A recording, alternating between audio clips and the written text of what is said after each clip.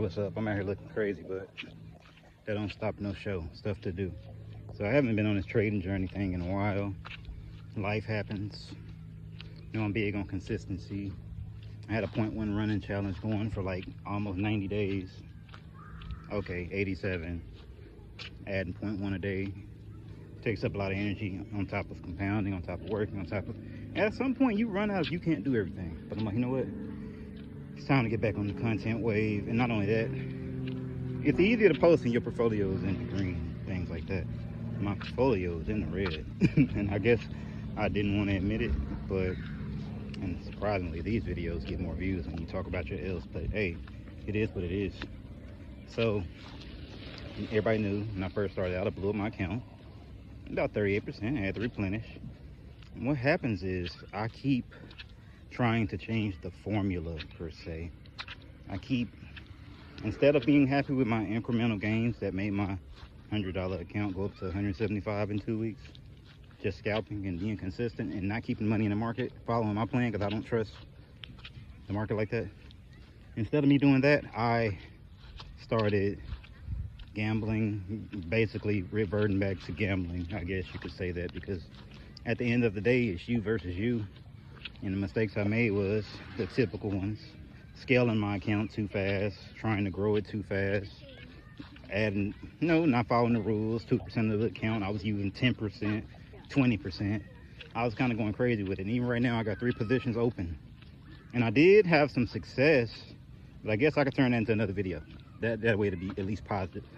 I did have some success, but it's like when your L's outweigh your wins and you start making mistakes because it's really you versus you, that's when the problems start. So I'm just getting back to, really, I haven't even really been trading. I've been going more long and talking to Amy. Y'all don't know if she on X. I was talking to people that I've been more so doing what works for me and trying to figure and do that. And what works for me the most is DCA and in 2 trades and out. So now all those positions I watered, I saw them all turn green finally, but I guess you can account that to greed again because I wasn't happy with those numbers. So it is what it is.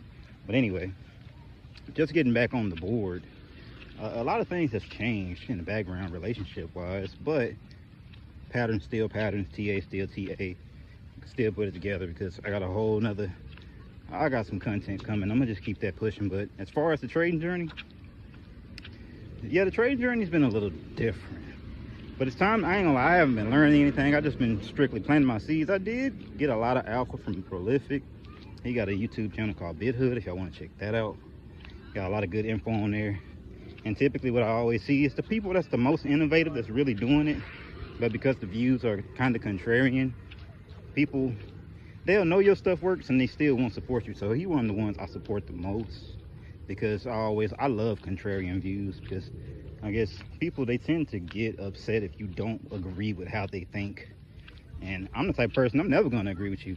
And from people, what people probably seen about me recently, I don't do things for engagement.